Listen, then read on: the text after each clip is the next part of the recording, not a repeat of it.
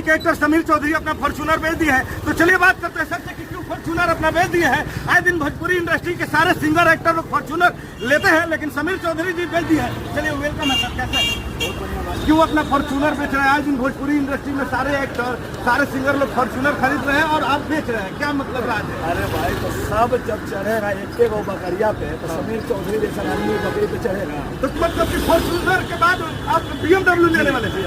तो देखिए भोजपुरी इंडस्ट्री में फॉर्च्यूनर के बाद BMW एक्टर समीर चौधरी लेने वाले हैं, तो कैसा लग रहा है सर? मतलब बहुत अच्छा है। आप कुछ बोलना चाहते हैं शीतल मोटर के?